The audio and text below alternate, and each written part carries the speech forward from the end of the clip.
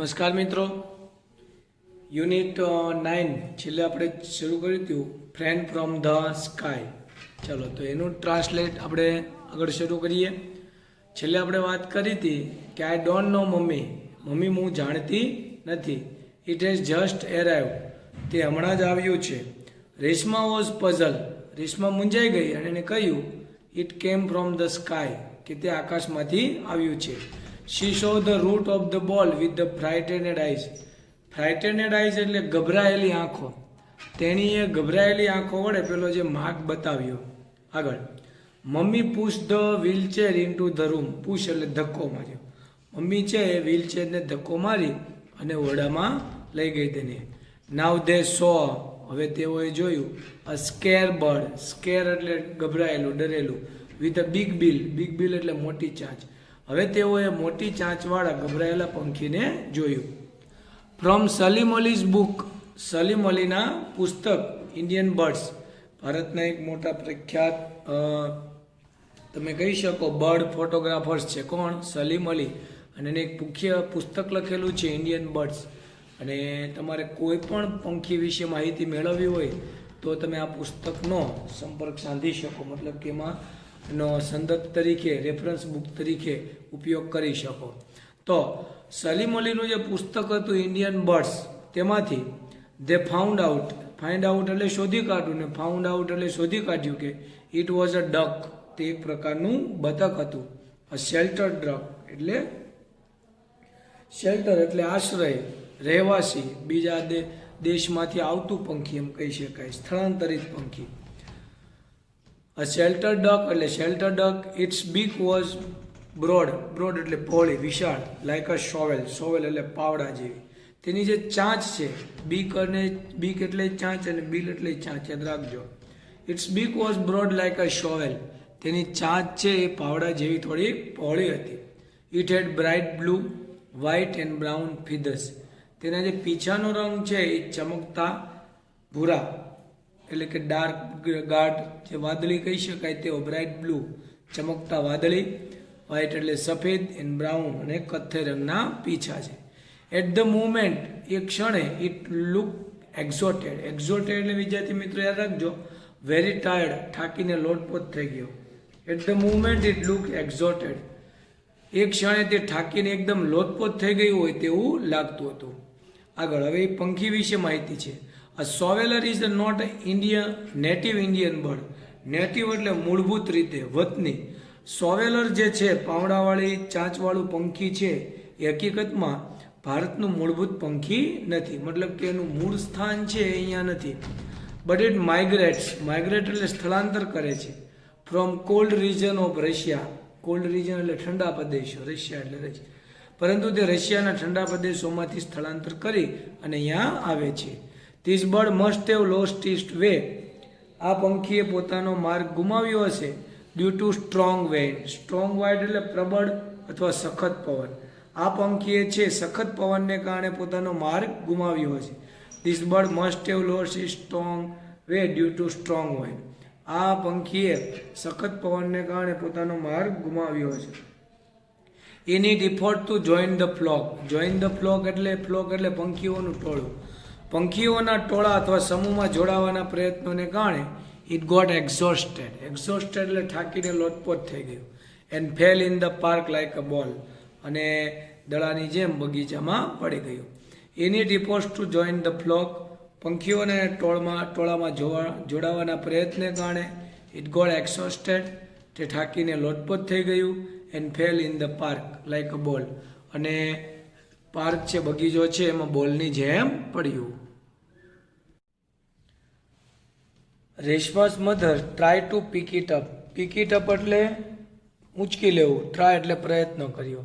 રેશમાની માતાએ જે બચ્ચાને, જ્યાં પેલું પંખી આવ્યું એને પકડવાનો પ્રયત્ન કર્યો. But it suddenly bite her hand, bite એટલે કરડી ગયું, હેન્ડ એટલે હાથે. રેશમાની માતાએ તેને ઊંચકવાનો પ્રયત્ન કર્યો, પરંતુ અચાનક જ તેને કરડી ગયું, આપણે એમ કહીએ ને બટકું ભરી ગયું, ડંખ માર્યો. આઉચ, અરે, શી ક્રાઇડ, તેણીએ બૂમ પાડી. The duck flutter to the door, flutter એટલે પાંખો ફફડાવીને, અથવા તો કહી શકાય કે ગભરાય નહીં. પંખી છે એ ભોંયતળિયા ઉપર પાંખો ફફડાવતું રહ્યું. The duck flutter to the floor. આ પંખી એ ભોંયતળિયા ઉપર પાંખો ફફડાવતું રહ્યું. It huddle in the corner of the room. Huddle એટલે સંતાઈ ગયું. પંખી તો તમને ખ્યાલ હોય, તમે કોઈ કબૂતરને કે ચકલી ઘાયલ હોય અને તમે એને સ્પર્શ કરવા જાઓ, તમારો ભલે એનો સારવાર કરવાનો હેતુ હોય, પણ એ આપણાથી ગભરાતું હોય. તેમ અહીંયા પણ એમ જ થાય છે. It huddle in a corner of the room. તે ઓરડાના એક ખૂણાની અંદર સંતાઈ ગયું. All through the evening. આખી સાંજ દરમિયાન. થ્રુ ધ ઇવનિંગ એટલે આખી સાંજ દરમિયાન. Reshma and her mother try to feed the duck. Reshma અને તેની માતાએ છે એ આ બતકને ખવડાવવાનો પ્રયત્ન કર્યો. All through the evening Reshma and her mother try to feed the duck. આખી સાંજ દરમિયાન રેશમા અને તેની માતાએ બતકને ખવડાવવાનો પ્રયત્ન કર્યો. દે પુટ બ્રેડ ક્રમ્સ.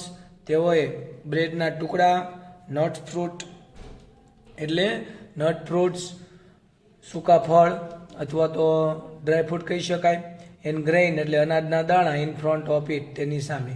તેઓએ તેની સામે બ્રેડના ટુકડા, નટ ફ્રૂટ અને અનાજના દાણા નાખ્યા. But it did not touch any of them. પરંતુ એ એક પણ પ્રકારના ખોરાક છે એને ખાયો but it did not touch any of them. પરંતુ તે કોઈ પણ ખોરાકને સ્પર્શ કર્યો નહીં. Mummy let's give him some rice and milk. Mummy let's એટલે તમને ખ્યાલ આવે ને, ચાલો આપણે ડાયરેક્ટ ઇનડાયરેક્ટ સ્પીચમાં આપણે એની ચર્ચા કરીએ જ છીએ. Let's give him some rice and milk. ચાલો આપણે થોડાક એને ભાત અને દૂધ આપીએ. સજેસ્ટેડ રેશમાએ સૂચન કર્યું. Her mother mix. તેની માતાએ મિશ્રણ કર્યું. બોઇલ્ડ રાઈસ એટલે ઉકાળેલા ભાત, ટૂંકમાં આપણે જે દાળ ભાતમાં જે ભાત બનાવીએ તે. મિલ્ક એટલે દૂધ, એન્ડ સુગર એટલે ખાંડ. બીજા શબ્દોમાં કહી શકાય કે રેશમાની માતાએ ખીર બનાવી. Her mother mix boiled rice, milk and sugar. તેની માતાએ ઉકાળેલા ભાત, દૂધ અને સુગર એટલે કે ખાંડ આ બધાનું મિશ્રણ કર્યું. She fed the bird with an ink filler. Ink filler એટલે શાહી પૂરવાની જે ટોટી આવે તે. તેણીએ તેને ઇંક ફિલર વડે શાહી ભરવાની જે ટોટી હતી, ઇંક ફિલર હતી, તેનાથી ખવડાવ્યું. The shoveler like it. હવે જે પેલું શોવેલર પંખી છે એને આ ગમી ગયું. The shoveler like it. શોવેલરને આ ગમી ગયું. His eyes brightened. તેની આંખોમાં ચમક આવી. સ્વાભાવિક રીતે કોઈ પણ વ્યક્તિ, પ્રાણી અથવા તો પંખી ભૂખ્યું હોય, તમને ખ્યાલ હોય, એની તમામ પ્રકારની શક્તિ, ઇવન માણસ જાતની આપણે વાત કરીએ ને તો માણસ જાત પણ તમને ખ્યાલ છે વિદ્યાર્થી મિત્રો, ભૂખ્યા હોય એટલે એના મગજ ઉપરનો જે કંટ્રોલ છે એ ગુમાવી ગયેલા હોય, એને વિચારવાની ઘણાની શક્તિ પણ નાબૂદ થઈ ગઈ હોય. બધા માટે નહીં પણ મોસ્ટલી જનરલી આવું હોય છે. તેમ અહીંયા પણ જેને ખોરાક પેલો ખવડાવ્યો ને એટલે તરત જ એની આંખો છે એ ચમકી ગઈ. His eyes brightened and started fluttering his વીક. તેની આંખો ચમકી ગઈ અને તેને પોતાની પાંખો છે એ ફફડાવવાની શરૂઆત કરી. But he could not fly. પરંતુ હજી તે ઉડી શકતું હતું નહીં. But he could not fly. પરંતુ હજી તે ઉડી શકતું હતું નહીં.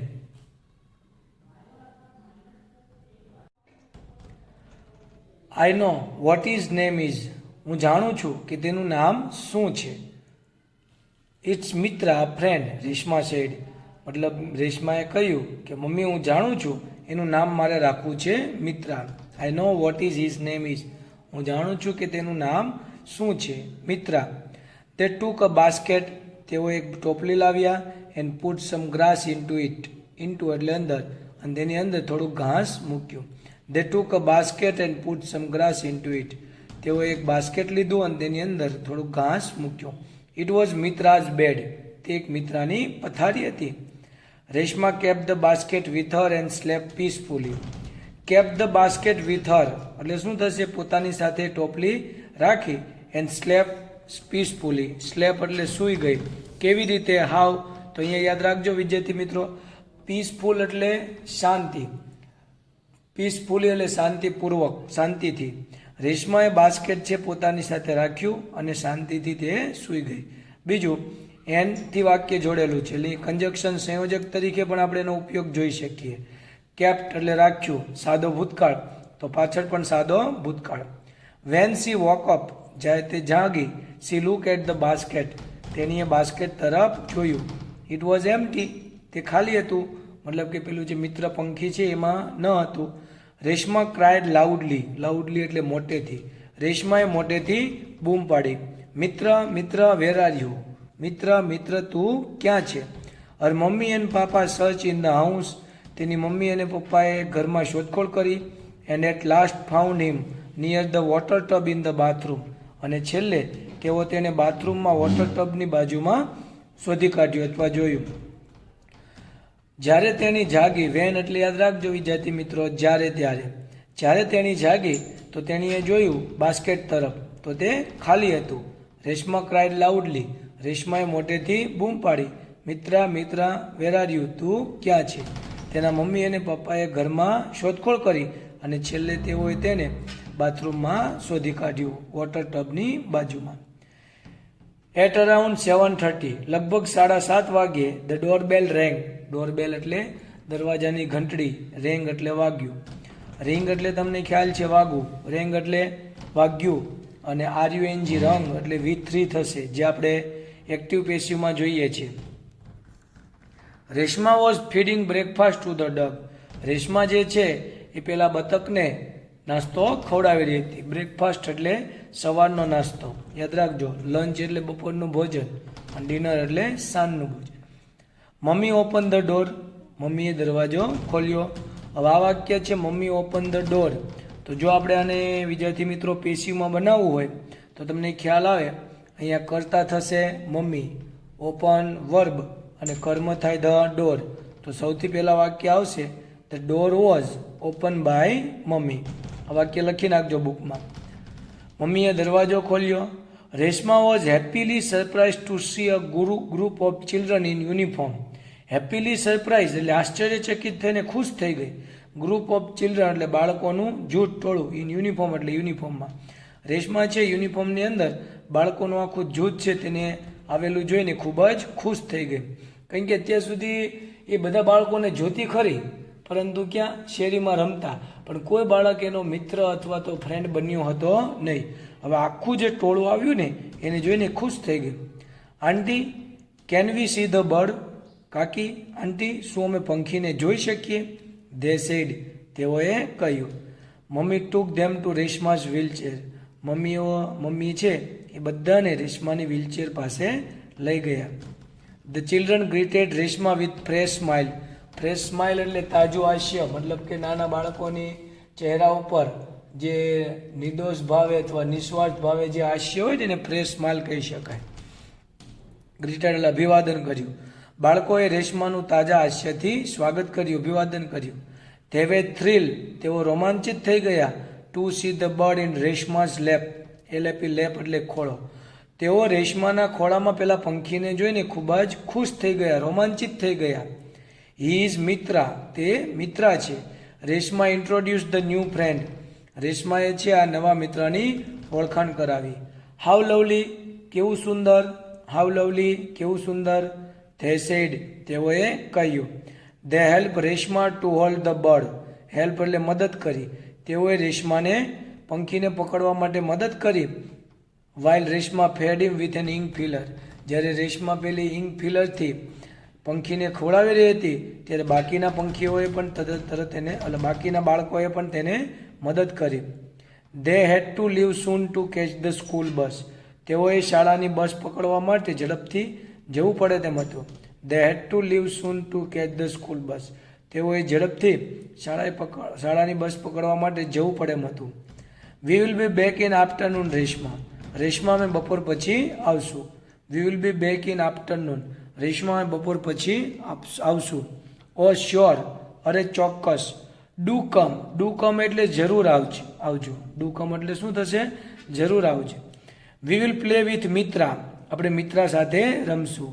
હી ઇઝ સો લવિંગ, તે ખૂબ જ પ્રેમાળ છે. સેડ બંસીએ કહ્યું.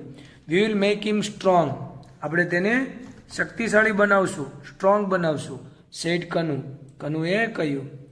It is difficult to make new friend for Mitra, Mitra માટે નવા મિત્રો બનાવવા એ ખૂબ જ મુશ્કેલ હતું. બીકોઝ, કારણ કે હી ઇઝ લેમ, લેમનો મતલબ શું થશે? અપંગ, લંગડું. મિત્રા માટે નવા મિત્રો બનાવવા એ ખૂબ જ મુશ્કેલ હતું કારણ કે તે અપંગ છે. સેડ અનિતાએ કહ્યું. We will be back in the afternoon, આપણે બપોર પછી ફરીથી આવશું રેશમા. ઓ શ્યોર, અરે ચોક્કસ. ડુ કમ, જરૂર આવજો. We will play with Mitra, આપણે મિત્રા સાથે રમશું. હી ઇઝ સો લવિંગ, તે ખૂબ જ પ્રેમળ છે. સેડ બંસી, બંસીએ કહ્યું. We will make him strong, આપણે તેને શક્તિશાળી બનાવશું. It's difficult to make a new friend for Mitra because he is lame, Mitra માટે નવા મિત્રો બનાવવા એ ખૂબ જ મુશ્કેલ છે કારણ કે તે અપંગ છે. સેડ અનિતા, અનિતાએ કહ્યું. ચાલો, તો વિદ્યાર્થી મિત્રો, આજે આપણે અહીંયા સુધી રાખીએ આ પાઠ. હજી એક લેક્ચર આવશે ત્યારે આ પાઠ પૂર્ણ થશે. અને લાઈવ લેક્ચરમાં જે ડાયરેક્ટ ઇનડાયરેક્ટ સ્પીચની ચર્ચા કરીએ છીએ તેમાં તમને કીધેલું છે જ પ્રમાણે ગયા લેક્ચરમાં જે વાક્યો આપ્યા હતા તે, અને આજે પણ થોડા ઘણા આપણે વાક્યો આપીએ છીએ ડાયરેક્ટ ઇનડાયરેક્ટના, એનું તમારે ડાયરેક્ટના વાક્યો આપીએ છીએ ઇનડાયરેક્ટમાં રૂપાંતર કરવાનું રહેશે. અસ્તુ.